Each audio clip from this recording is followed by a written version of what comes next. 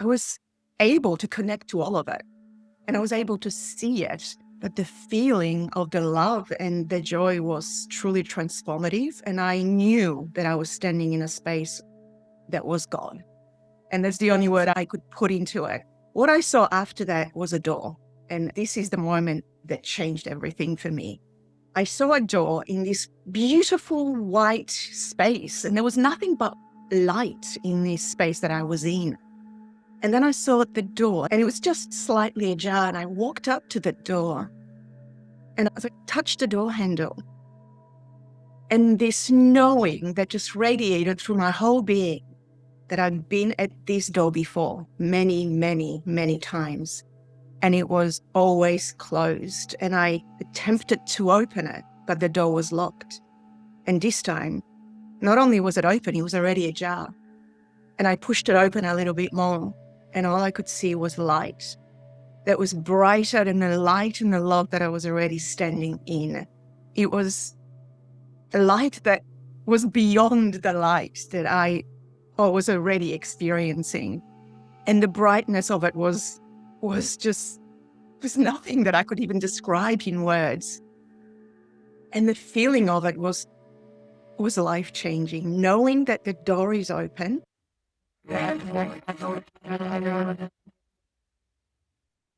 My guest today is Katie Skorupa. Had a Kundalini Awakening about 25 years ago, but also had a near-death experience 10 years ago.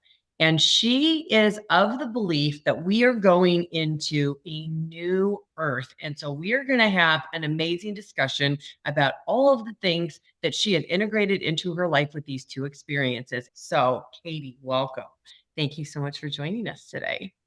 Thank you, Laurie. So glad to be here and to have this incredible conversation. I'm so looking forward to it. I feel like the luckiest person in the world. These really feed my soul.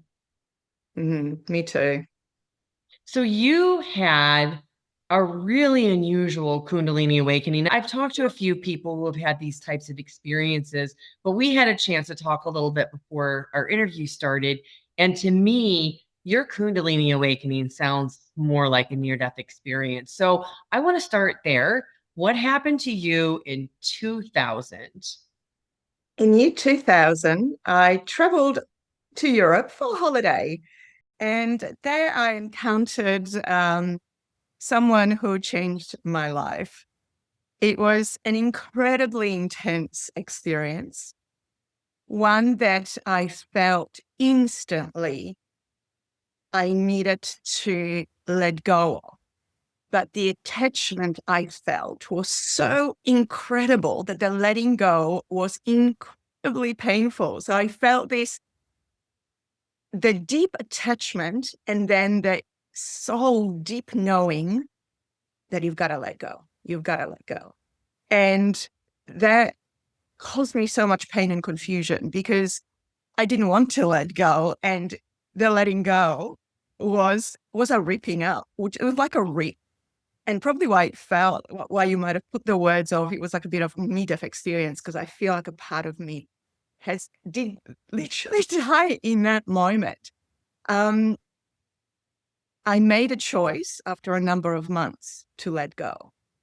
And it was one of the hardest choices I had to make because the attachment was so great.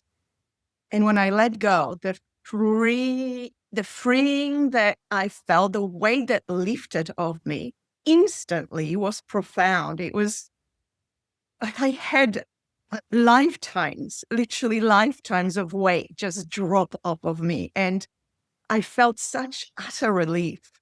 And in that state, I went for a walk, and I walked into a beautiful garden up in the middle of Vienna. And I stood there and just enjoying the view, feeling this relief, but also feeling still some of the aftermath of leading, that emotion that was leading to that decision. And then instantly I just found myself physically, feeling completely in every sense that I was in a different place. I was surrounded by absolute light. I felt love and peace and joy beyond anything I've known before. I had no idea where I was. It was complete confusion to me because one minute I'm standing in the garden in the middle of the day, and the next minute I'm in this space of light and love. And as I was looking around, I was seeing images of my life flashing past. And it was my past, my future in front of me. I could see, and I don't remember a lot of it. And I try to reconnect with it, but it almost seems unimportant to know what those images of the future would be. That there is maybe my ego part who wants to reach out. I don't want to know. I want to know. But just seeing that I was able to connect to all of it, and I was able to see it, that the feeling of the love and the joy was truly transformative. And I knew that I was standing in a space that was God. And that's the only word I could put into it. What I saw after that was a door. And this is the moment that changed everything for me. I saw a door in this beautiful white space, and there was nothing but light in this space that I was in. And then I saw the door, and the door was ajar. And it was just slightly ajar. And I walked up to the door, and I touched the door handle.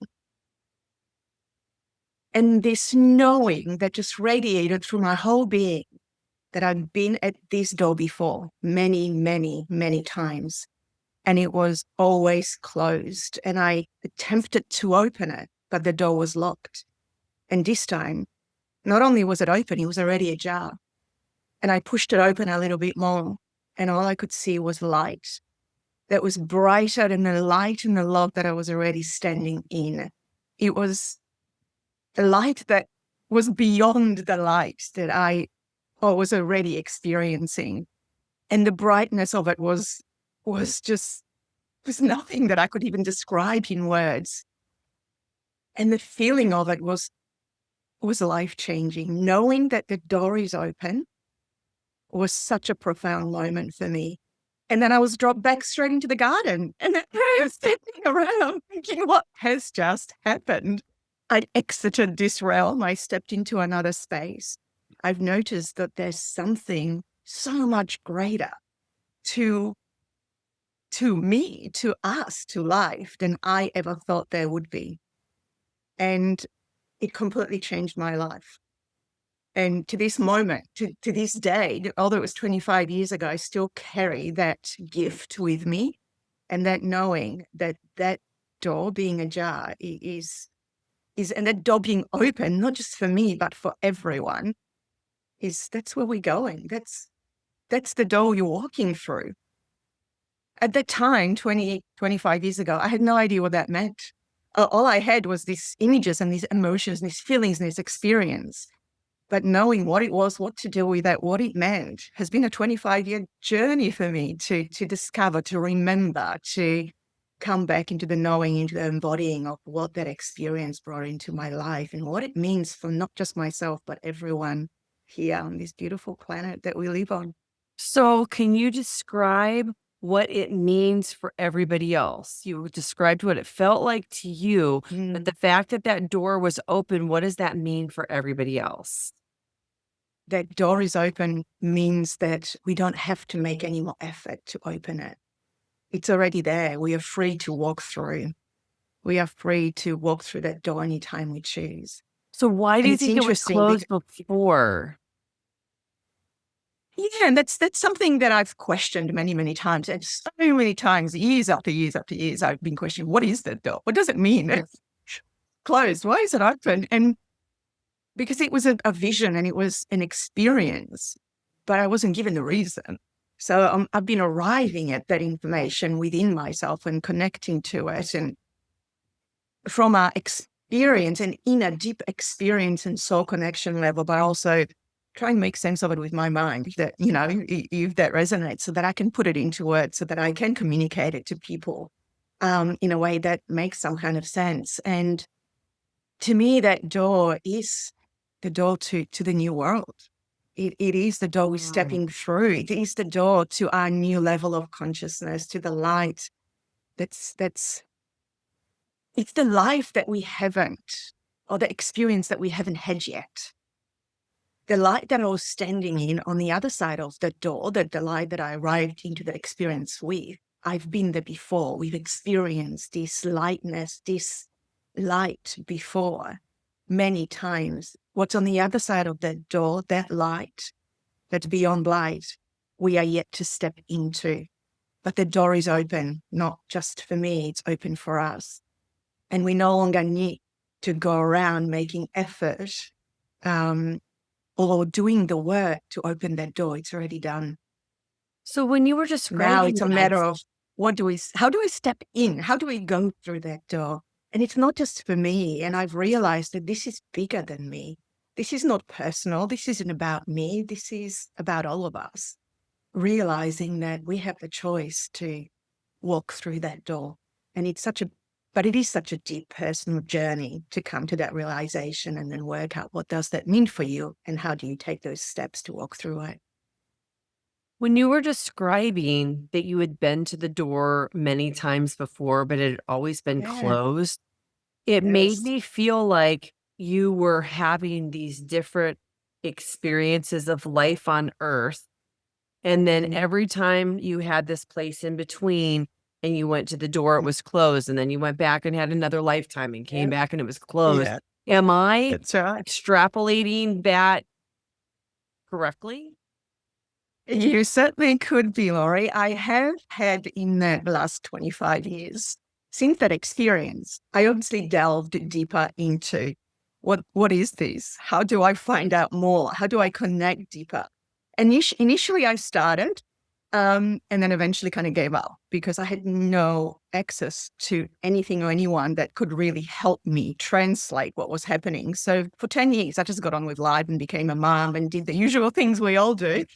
And then that's when 2014 hit and I had another reminder in 2014. And then in 2015, I had my near-death experience. And that really escalated my progress in that space.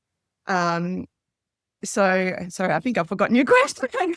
No, that's okay. That's okay. Why I think this is a great transition to go into the near-death experience because they were different experiences for you 10 years apart. So why don't you share the NDE in whatever way makes sense for you to share it?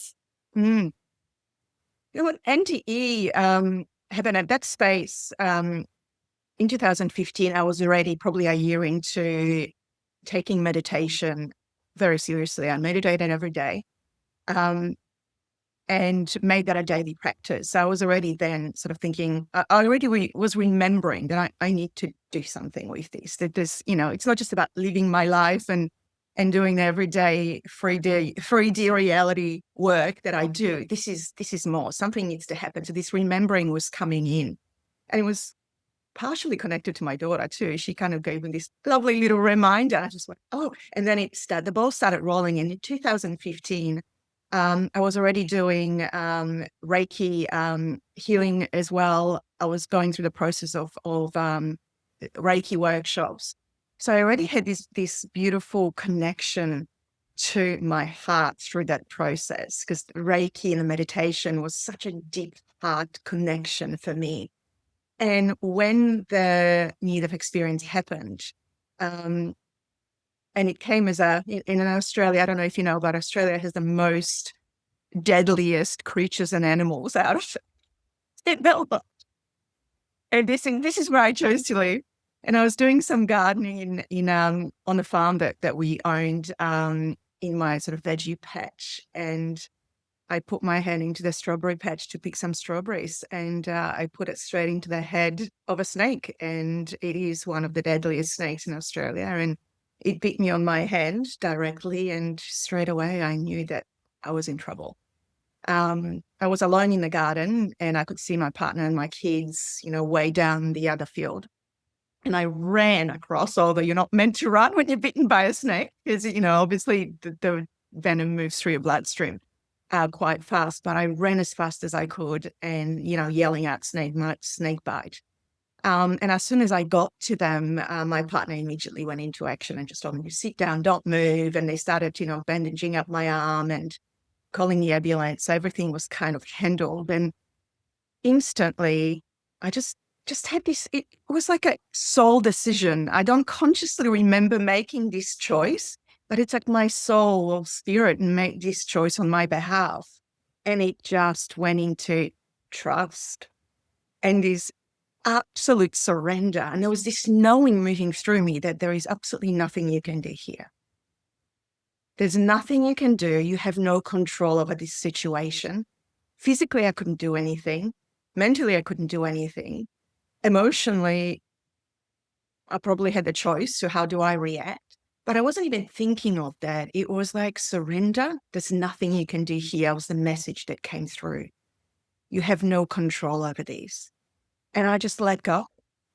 And I allowed, my family, the ambulance, the paramedics, the doctors when I got into hospital to just take care of everything. I utterly surrendered to whatever was happening.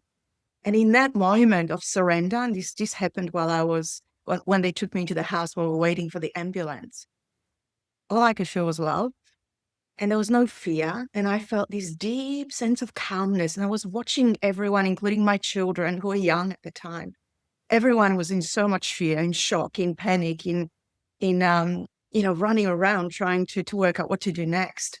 And I just felt this deep sense of calmness, absolutely no fear at all. And I just allowed them, and I listened. And my partner said, just put your arm out. We're going to put another bandage around it. I'm like, okay.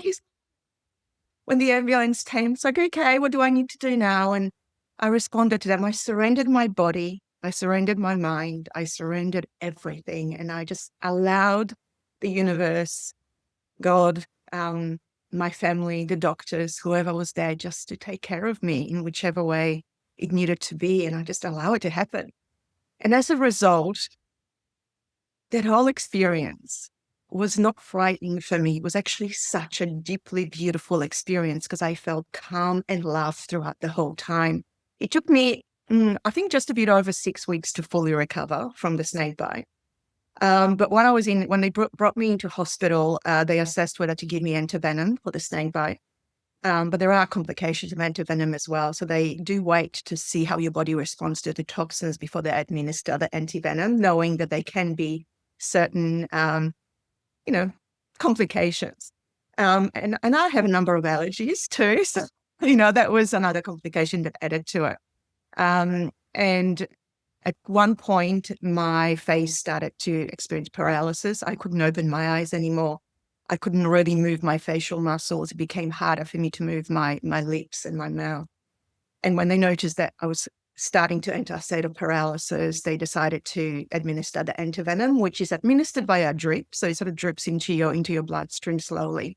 So they put the drip in, and the minute I felt the first drop go into me, it was instantly like a fire.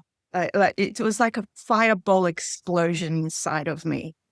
I was burning up from the inside out, and it was so intense. I just lost consciousness at that point. And everything went black.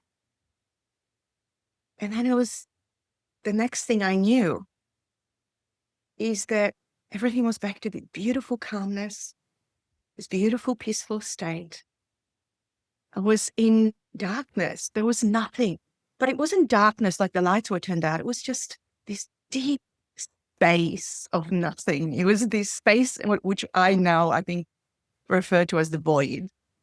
I was in this void of nothingness. And it was so peaceful and so calm and so much love within this space. And I was just floating blissfully, not even asking any questions, just blissfully floating in this space of nothingness, but surrounded in love. It's like the nothing was an ocean of love. And then I heard a voice. I heard it, but it wasn't, I heard it with my ears. It was an energetic, like a sense of the sound. And it said, "Do you want to go home?" And my heart just exploded with joy. I said, yes, I get to go home. It's like, of course I want to go home. And the next thing I saw, and it was the only thing that I saw aside from the blackness of the void, was like an image of my daughter's face. And my daughter was 4 years old at the time.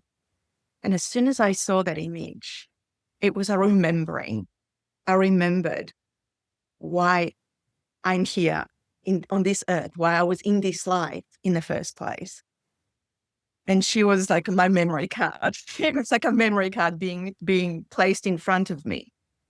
And I went into that immediate state of remembering. And the remembering was, I know I've got a job to do here. There's a mission, there's a bigger mission in place. The words that came through was, my business here is not finished yet. And it was instant decision of, no way, I'm not going anywhere. I've got to finish what I started. And immediately the next thing I felt was this, and it was just radiated throughout me, was this knowing that you'll be fully healed and you're perfectly okay. And I knew I was going to be absolutely fine when I came back, and I made the decision to come back. And it was like a sort of floating kind of back into my body. I wasn't seeing it, I was feeling it. It was like the different level of consciousness, different experience. And I felt it's like a different density, and the lightness kind of tends to sort of, it's like settling in, and it's like a little bit heavier and heavier. And then I felt sort of a deeper sinking. I felt an arm on my shoulder, and I went, oh, it's like, I'm back. I can feel my physical body now. And then I realized I'm back in the hospital, and I heard the doctors, and I heard noises, and I started hearing people. At this point, my face was paralyzed. I couldn't open my eyes, so I couldn't really see. And yet I was seeing the room. I was still sort of partially in that in between. I was seeing the room. I could see the doctors.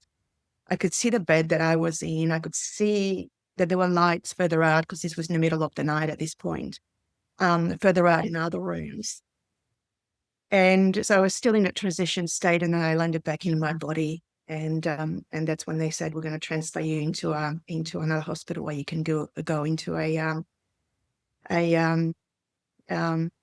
into another space where they'll look after you, because I was still in an emergency department. And then I was back fully in my body. And it was such a beautiful reminder that I'm here to do something bigger.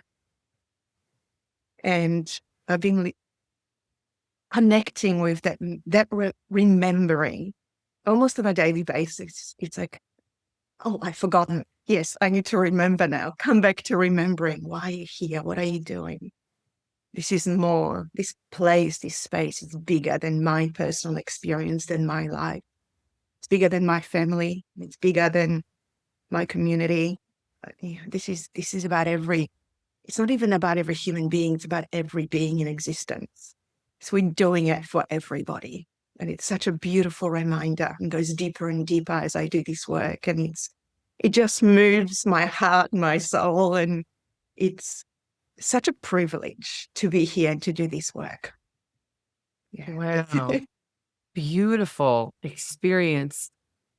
I think the first thing I want to try to understand is, because you had your experience of awakening with the Kundalini energy in 2000, and then you had this one 10 years after it, and now you've had some time to think about it and integrate it. Do you feel that Kundalini awakening was more of a near-death experience, or do you see them as very different from one another in how they felt? Because you described love and that feeling of love in both of them.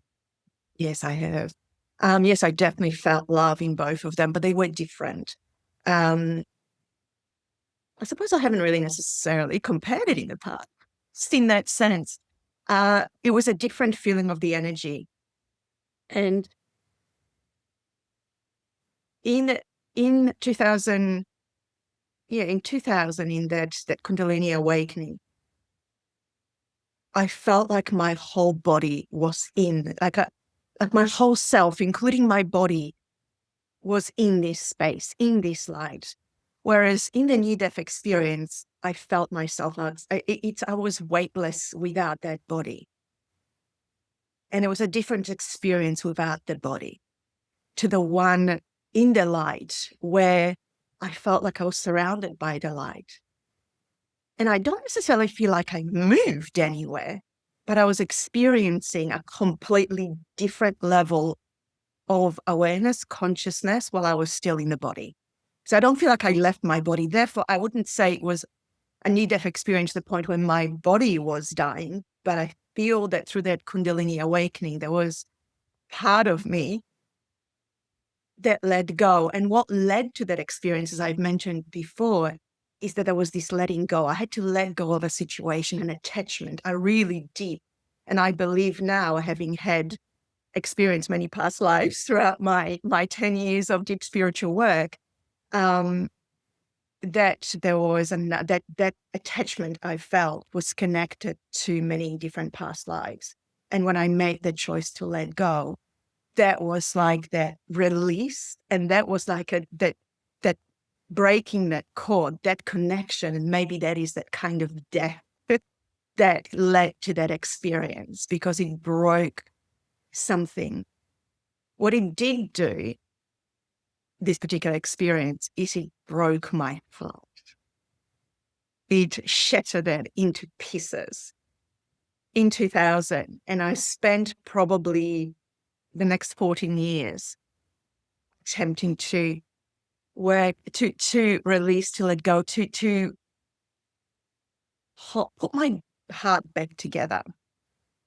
And when I was reminded to go back to the spiritual work, because for 10 years I didn't really do anything with it, I just got on with life. In 2014, when the reminder came back and I started meditating, and I did my Reiki, I did the Reiki certification, Reiki workshops, and I participated in many different Reiki exercises and experiences. And when I did that, that was that beautiful reminder to go into my heart. And when I was reminded to go back into the spiritual practice, it came back as a calling to meditate. It said, it was like an inner soul or higher wisdom voice coming in saying, meditate, meditate, meditate. And I went in, and I'd never meditated before. So I Googled in like meditation near me, in the computer, thinking, what is the closest place I can go and participate in some kind of meditation sessions? And obviously the whole list came down, and I was just going, and I went, that one. And it was called Open Heart Meditation. And I spent 10 years doing deep inner work to open my heart. And that was the most healing space for my heart. So what broke my heart was almost like this reconnecting to my heart and reawakening my heart. But then breaking in 2000 was the point at which I could enter that beautiful, loving space within my heart. There was such a direct connection to the universe. And I truly believe it is our connection to stepping through that door and to creating new earth. And it comes through the door of our heart. And that's the work that I was called deeply to do, is to heal my heart, to open my heart, to keep my heart open no matter what, and to allow that love to flow, to not step into fear, to always go in the path of love, to always choose the path of love, the path of our heart. And it was just such a profound journey. It's 25 years of working with the heart, with the understanding, the knowing, and the healing. Because what I've realized too is that my heart, although it broke to let the light in a sense, it cracked. I couldn't fully open it until I took those layers off. So I was peeling back the layers of the pain, the hurt, the trauma. And it wasn't just from this life. It's been many, many, many lives. We're just probably just circling around in that white light space, right? Coming back to that place of rest, that place of love. And yet that door was closed. And now I had this door open, and maybe that door was the opening of my heart, was that crack that opened the heart and allow me now to enter through the heart to the light that is going to guide us towards the new world. Wow. So I think that there are a lot of people who are watching and people on this planet who have a hard time, especially in the West, believing that we've had more than one life. And not only do they think that they've only had one life, but they also think that this is it. It's just this human sphere and we're the only ones in the universe. A lot of people still do not believe in beings outside. Yes. I'll call them extraterrestrials. But you mentioned something that I found very fascinating. And you said that you understood that what we do here and this going into this new earth wasn't just for us on this planet, but it was for all of the beings. So tell me what Makes you've sense. come to understand that means, all of the beings. What are you describing? Well, the more I did this work, because I certainly wouldn't have used that language 25 years ago. I wouldn't have probably would have been in the same space to the people you described. It's like, talking about, what does that even mean? And the deeper I went into doing my own inner work and the spiritual work and the healing work, and my own shadow work, the more my heart started to open, but also the more my mind started to open. So I began exploring different perspectives, not just outside of myself, but within myself.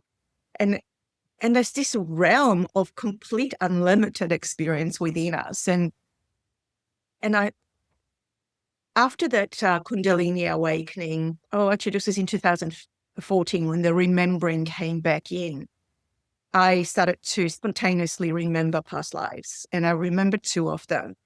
And I didn't know what they were, because very much like a lot of the Western cultures, I was very closed off to that concept. It didn't even occur to me that what was happening was a memory of a past life. I was remembering, and I felt at that point that I think I'm going insane. What are these images? I was having physical experience, waking up in sweats with these memories, knowing that I was in this other body. And I felt like there was, do I have a problem? Is this some kind of a psychosis? What is happening to me? And it's only through the spiritual work that I started doing that people were just starting to mention that, oh, it's interesting, because these experiences to me never felt like an imagination. They always felt like a memory, but I couldn't find a memory in this current life. I couldn't connect to it. I was even questioning family members, kind of going, something happened that was sort of something around like this or like that to me when I was younger. And I'm like, no. And I thought, where is this kind of remembering coming from? Because it felt like a memory. And then the minute that concept of past lives was presented to me, and I just opened my mind to exploring that. And it just resonated that, oh my goodness, I'm remembering past lives. This is what's happening. And the minute I opened the door to it more with my mind and my heart, it was just like one after another. Coming back, and so many intense past lives in this on this planet and on others. So that's where the memory comes back. There's so much more beyond our planet and our world that we know. And I don't have necessarily a direct, communication. And I'm full of amazing channelers out there who have communication with beings from other galaxies, planets, or whatever it may be. I certainly don't connect to it in that way, but I do feel the connection, the unlimited potential, the space, some of it, call it the quantum space. That's unlimited. And when I allow myself to go through meditation, back into that void, the knowingness, the connection to it through my own heart is so deep, it's undeniable. My heart already knows it. It recognizes it. I can't deny that. No matter how hard my mind attempts to close that door, the heart is wide open to all of those beautiful possibilities that my mind would ever attempt to control. And that's the beauty of opening my heart. It's now leading the way where my mind can no longer close that door. If that makes sense. It really does make sense. And I think I'd love to hear 2 of your past life remembrances, if you are willing to share. One that's on the earthly plane and one that's not. Maybe the most unusual, or the one that you connected to the most. I'll tell you the very first one that came through for me after the Kundalini Awakening took place. Actually, not after, as I said, after the remembrance took place, but that was obviously because of the Kundalini Awakening that I was able to probably connect deeper into it. But the first one that came through in 2014, was a memory of past life, way back, probably a few centuries ago, and I don't know the date. I was a young female, and I was probably in my later teenage years at that point. I'd probably say about 17, 18. And I found myself physically experiencing the moment that I was standing on like a podium in the middle of town square, naked with my head like shaved or my hair cut off roughly, and being stoned to death. And the only feeling and the memories that I can connect to while I was experiencing this physically, I was having a physical experience of this, was what have I done and why are they doing this to me? And I just, in my young mind, as a 17 or 18-year-old female in this space, I did not understand. And when I connected to who I was in that life, I lived in like a country village, and I had a deep connection to nature and to herbs and to healing with nature. And all I could come to with my current mind is that I think I was stoned to death for being what could probably be called a witch. And I was a healer. I not deliberately chose to be a healer. I just was, because I had that connection that was natural for me to take nature and use it in order to heal. And it was just who I was at that time. And I was stoned to death for that. I was stoned to death for who I was. And it was I felt so much innocence in my being. And it was so heavily punished for being innocent and for healing people with natural processes. Do you think that you had that as a past life memory first because it's connected to the work that you're doing or maybe continuing in this lifetime? I think it is. I think I've always been a healer in a certain way, a sense. And now my work has stepped into, I know I've done coaching certifications, you probably see them behind me, in order to heal, but I'm very deeply connected to emotions in this life. So for me, it was about healing the emotional wounds. And that emotional wound from that particular past life was a very deep one, because as I then went in and experienced other past lives, I had similar experiences in other past lives beyond that one that were very similar. It was around that punishment for being a healer, for helping people in an open sense, in that, in that natural, beautiful sense. And that wound lives within me. So I needed to heal that emotion within myself. And that was one of the reasons why I connected with the coaching space to begin with, and then chose to be a coach, because it was a deep emotional healing journey for me to heal the wounds from that past life and many others that were connected to the same wound of being punished for healing naturally with and through our own healing abilities and nature as a healer. And now I work in a space of emotional healing because we have the capacity to heal emotionally without needing to take any external substances. It's just our willingness and choice and knowing how to go about it. So I've stepped into that space on a different level in this life, but I think I was always connected to healing. But I needed to heal those wounds within myself because they were so deep and they're so painful. They make my body shake still. And I think it all becomes trapped in our system, in our nervous system, as we come into this life. So these healings can take place, and we can disconnect all of those attachments, the wounds that allow us to open and connect deeper into our true knowing of who we are as these amazing, spiritual, connected, universal beings. I have not heard anybody have a past life remembrance like that, but I also had a very similar experience to you. And I did a video probably 3 or 4 years ago where I talked about a past life regression where I uncovered 2 past lives. Mine was very similar. Mine was in the 1700s. And as I was going from the life between lives and I was going into that body to see who I was, I saw myself flying in England past um, Big Ben, the clock. So that's how I knew I was in London. And I've never spent any time in London. I haven't had a big affinity for going there, but my soul dove down into an alley, and I was a very, very large 17-year-old girl. I knew instantly that I was mentally just challenged, but I had this gift of seeing, and I had an angry mob standing around me, and I was sitting on this cobblestone. Everything was gray, and they weren't dressed very well. It smelled. It was just a really old, like what you would think of as a 1700s alleyway, kind of in a factory area. And there were people of all different ages standing around me, and they were yelling at me, and they were mad because I was saying things about them that they didn't want anybody else to know. And they were Oh, you were so open. they Yeah. were afraid. And I too, like you, sitting there was stoned to death.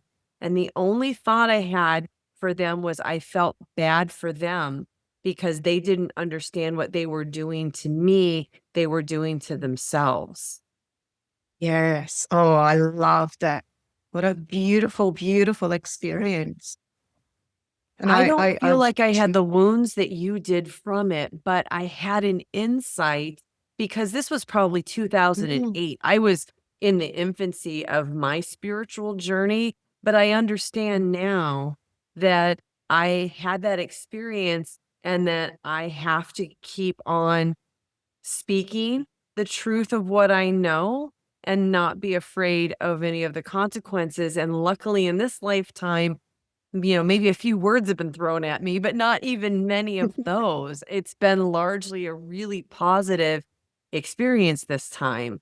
But I feel like it takes this certain inner strength to step into this, knowing what you've been through before. I think those memories still come through from past life that we've had some kind of a trauma as a result of speaking our truth. 100%.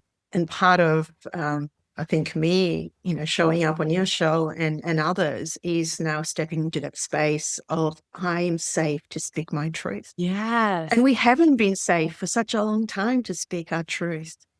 And that there's still people who get punished for speaking their truth. And the truth is constantly being censored and shut down. And now we have this beautiful opportunity and platforms to speak our truth openly. And that's part of, us and why I chose to, I think, show up on your show and others now versus 10 years ago is because I've healed those wounds and now I can communicate that without falling apart, because I probably would have back then. And I've healed that within myself, my emotional body, my nervous system. But also now I want to add that out to that collective voice, because we need to speak the truth. We need to get this information out there so it becomes the new norm. It is, it's this sort of mainstream world out there that's not normal. If you such a dysfunctional space that we live in, where, as you said so beautifully, we're so disconnected from each other. We're not connected to that knowing that what you do to another, you're doing to yourself. And in this life, I've come in with this very open emotional connection. I have, I think, probably quite an empathetic sense towards emotions. I can sense a lot of emotions. And obviously, the more work I've done and opened my heart, the more able I am to connect to the energy of emotions. And that's probably why I chosen to do the work that I do in coaching, because I can intuitively connect to that and to the energy of emotions. I've learned how to use my own emotional state because I'm so, probably in the past, my people would have called me, just way too emotional. And now I've realized, no, this is such a superpower. I need to understand how these emotions work for me, what they are communicating, because they are messengers all the time. It's constant feedback. I get this on a continuous basis. And now I know how to read that feedback. It's like, that's what it's saying. I mean, sometimes it's still ambiguous. I'm sort of thinking, like, what the hell am I feeling? And why am I feeling this? What does it mean? But I'm learning to embody that and listen to that feedback every day.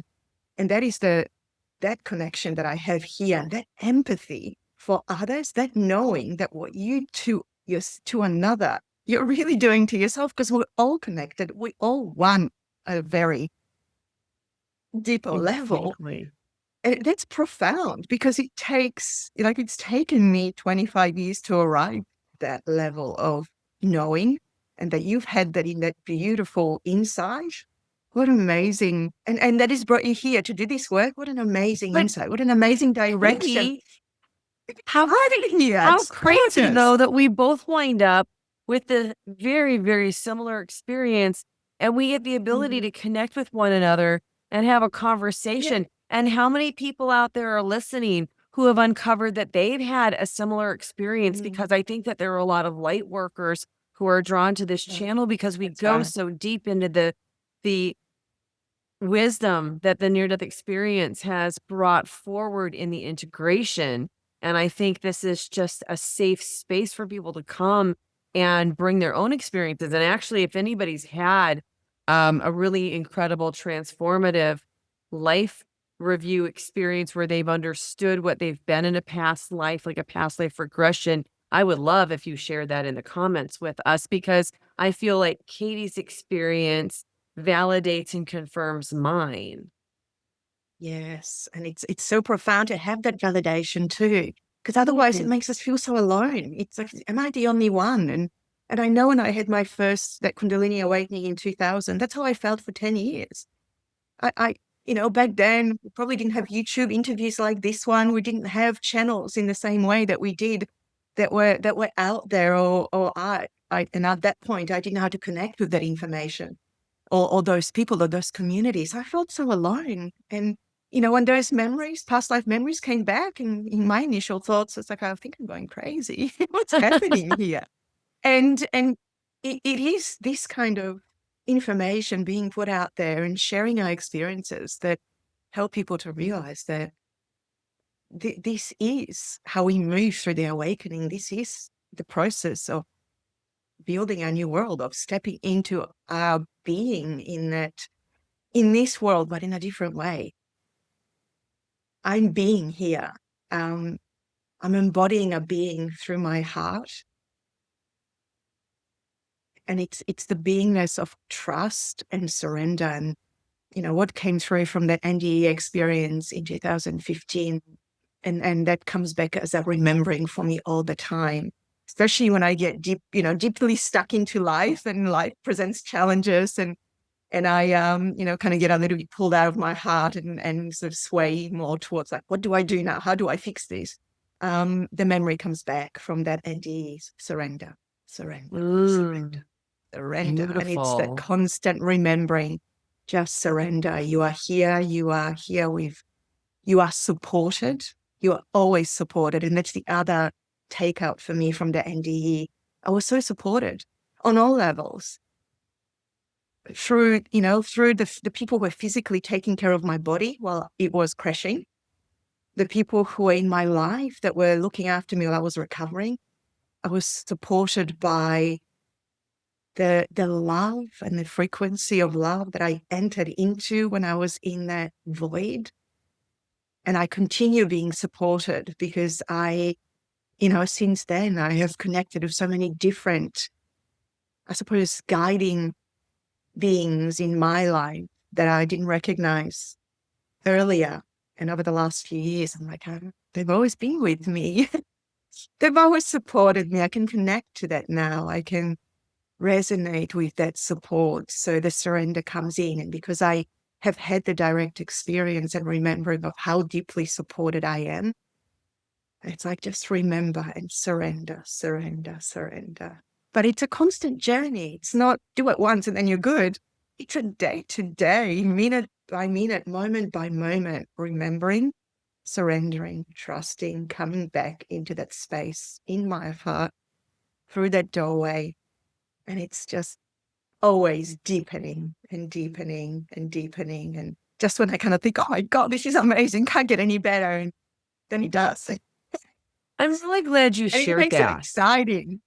I'm really, really glad you shared that because I think that there's a misperception by people who watch these experiences that think, oh, I just want to have a near death experience. And then my life would be, I would understand things better. It would be more complete. But I don't think people understand that just because you've had this experience doesn't mean that a magic wand has been waved and everything is erased from the human experience and you're just this elevated being all the time.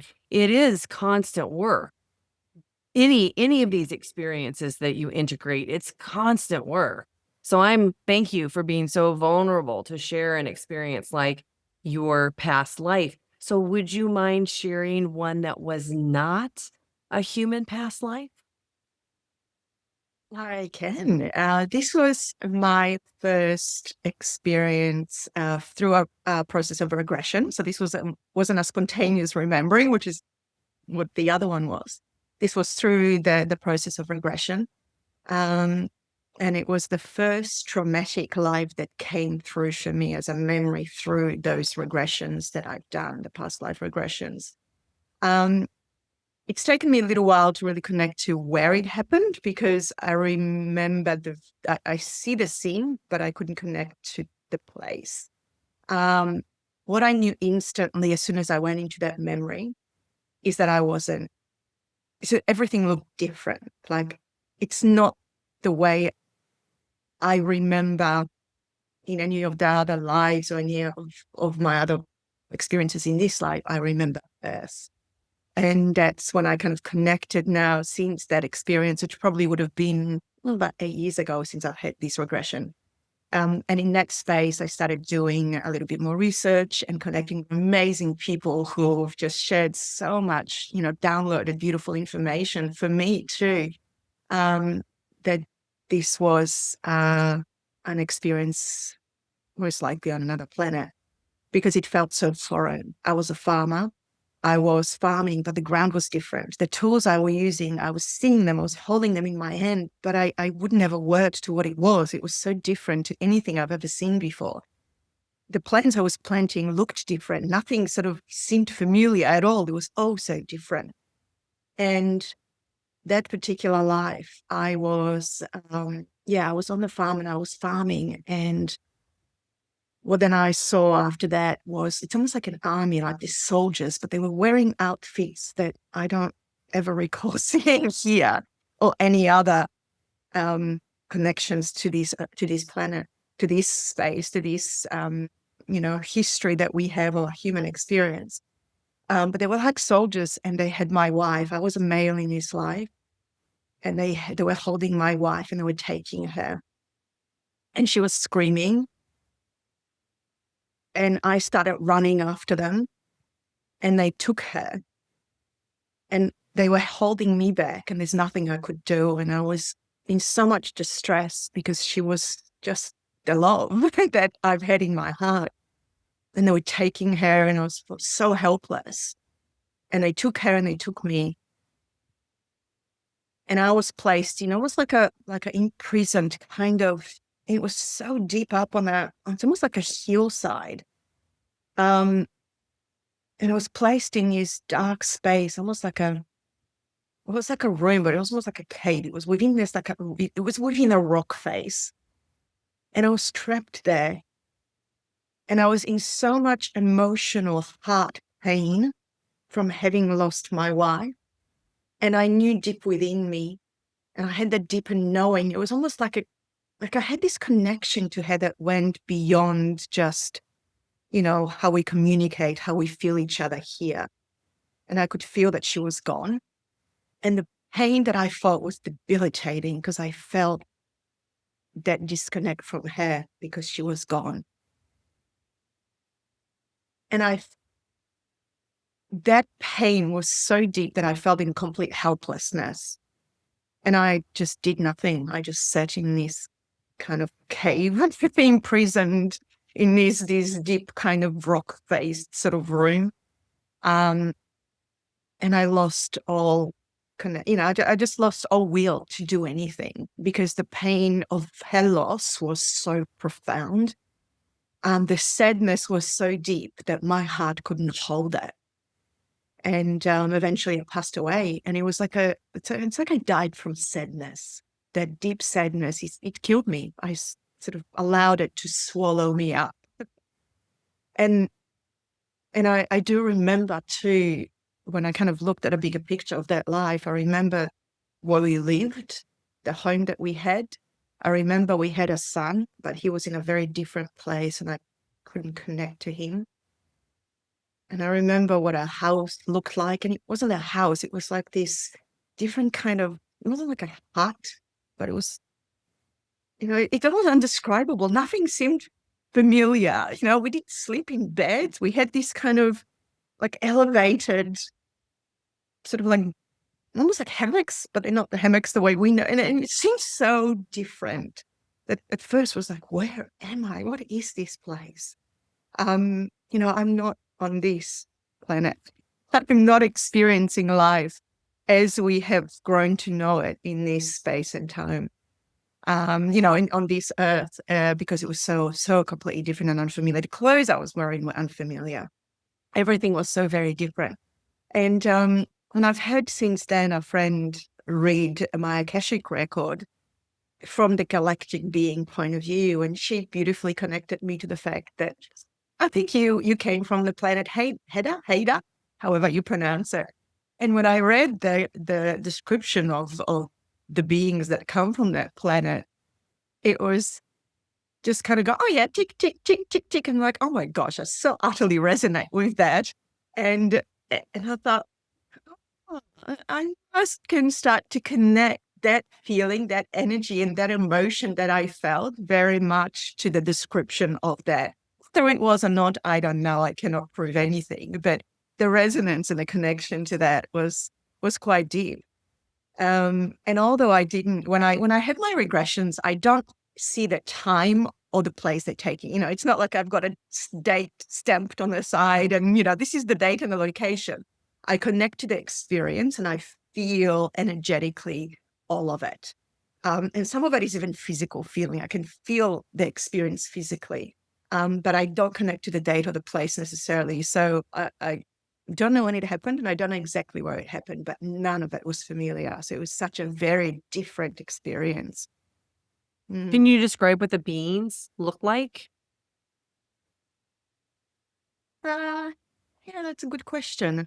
What did they look like? I can definitely describe my wife. Yeah. She was, yeah. Oh, and because all I feel is love. And she had very long hair.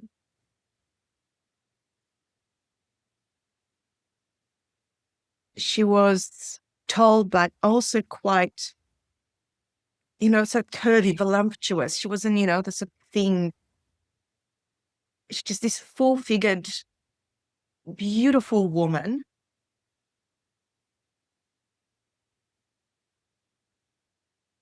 It certainly didn't look different to being, to the way we see ourselves as human beings. It was very similar.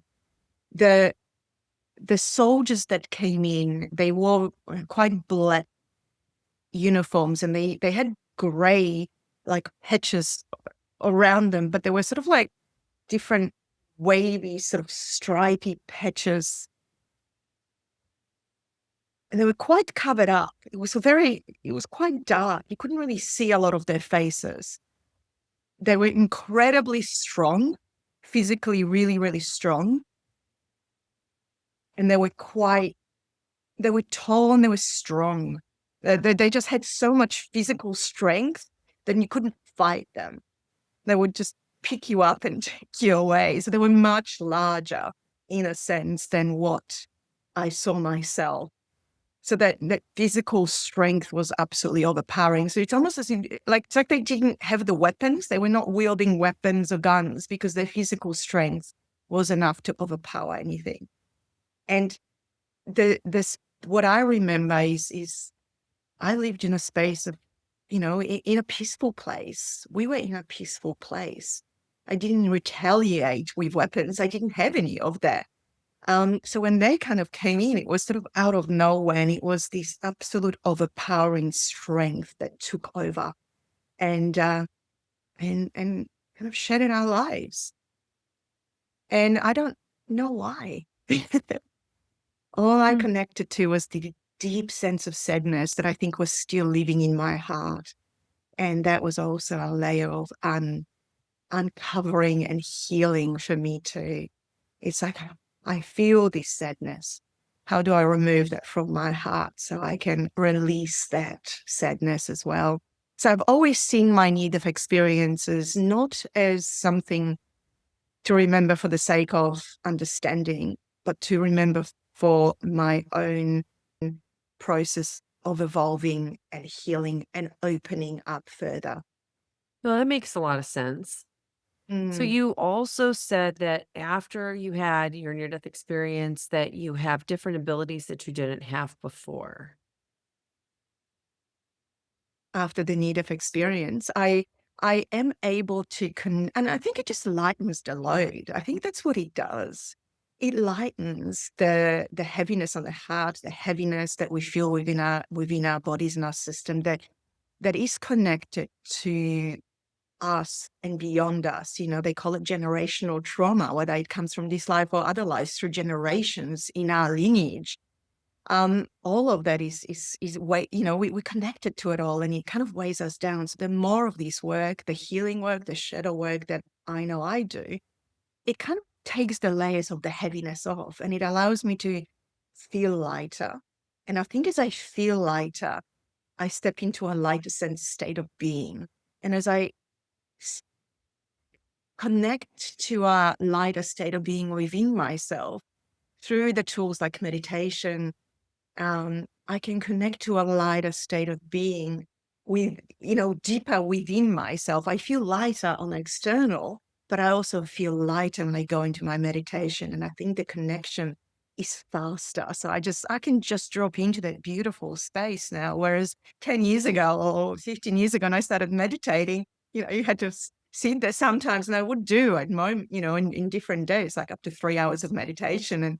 And sometimes you sit there for an hour and the mind's still spinning, whereas now I can just go within minutes, like, you know, I just drop into that place. And I've developed that kind of connection that is quite weak. And going into that void and connecting with that deepest sense of wisdom within my soul, and just that beautiful space of absolute everything that exists within the void of nothing. And that's the beauty of the void, where there's nothing, is that it's the potential of everything. And I just go in there now, and it's like, oh my gosh, I can play here. This is like my playground. This is my happy space. But what I realized, Laurie, I think through all of these experiences, because when I go into meditation, into this beautiful void through the state of, you know, meditation and entering maybe different states of, you know, consciousness, brain frequency, whatever it may be, um, it sometimes feels like it can be done for an escape, because life can be hard. And I've had my hardships, and I very much realized that none of this is to escape life in this human form. The challenges that I have here is to help me get through them, is to help me embody and live in this body. So I now use everything that I've learned, everything that I remember, to make my experience in this body as this human being as meaningful as it can be, in order to do whatever job I came here to do. You know, that mission that I felt like I'm here to do a job. When I came back, when I chose to come back, I chose not to go home. In that NDE, I chose, and I know it was my choice. I chose to continue this work. And it's Yeah, I nice was to go actually to a going to ask specific you. job.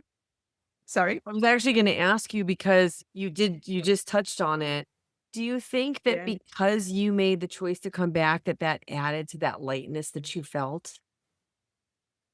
And it is. It's that knowing that I always have choice, and that we are beings of free will within this body and without this body. Our free will and our essence remains. It always has. I think it will, and it always will. I don't know, but it feels like whether I was experiencing my Kundalini awakening in the light feeling it happening within the body, or whether I was in that NDE experience outside of my body in this void, I was still me. I never lost the essence of who I am, and I still had choice in the same way I have choice today. So we need to exercise our choice to the best ability that we can. And it is about choosing love over fear each time. It is about choosing peace over, it's coming to the higher choice every single time. And life is a challenge, and we all have challenges, but it's knowing how to come back to that choice, knowing how to not to succumb to fear, knowing not to dive deep into the sadness, but be able to feel it anyway.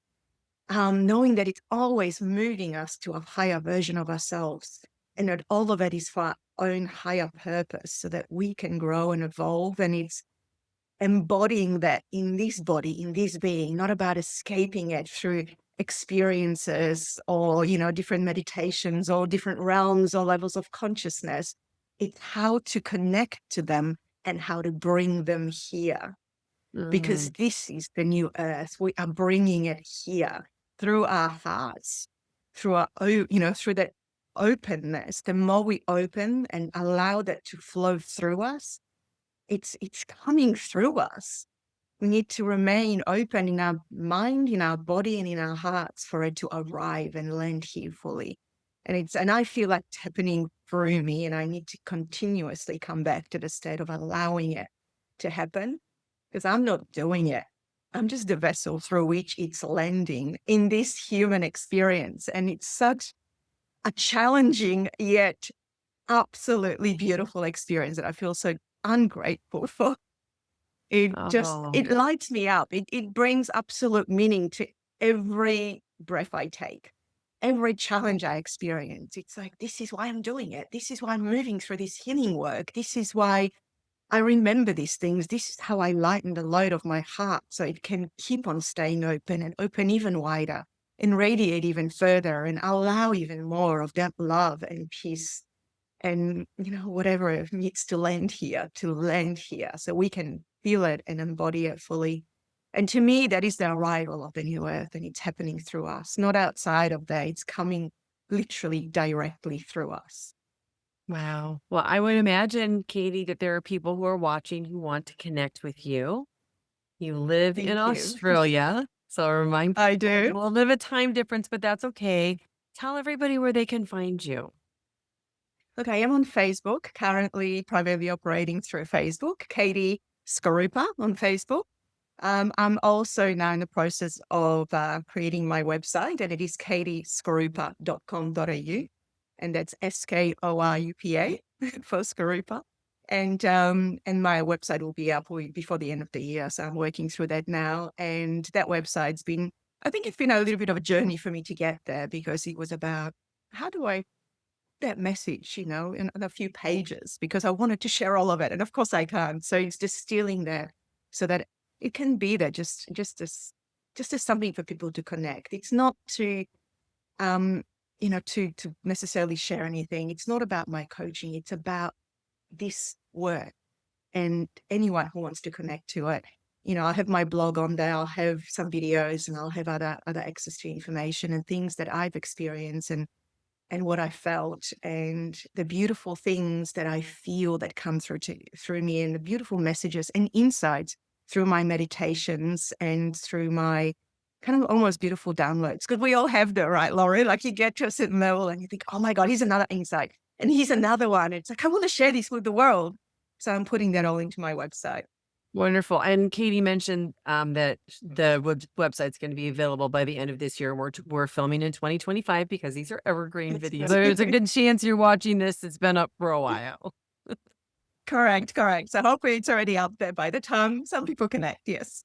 There you go. Well, Katie, this has been such a wonderful conversation. You had such interesting experiences, and I want to thank you, because I know it's not always easy to be vulnerable and to share these things, some of them not mainstream, but thank you so much for what you are doing to help wake up the collective consciousness. It is so needed right now.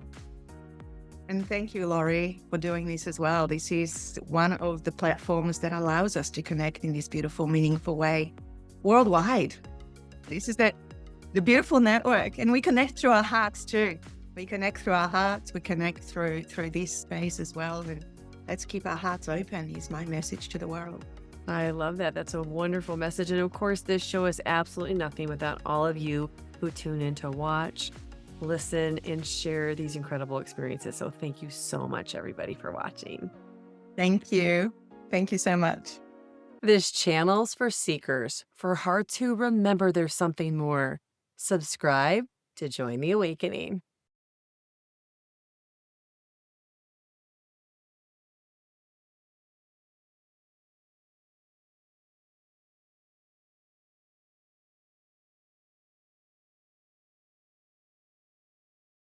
Awakening.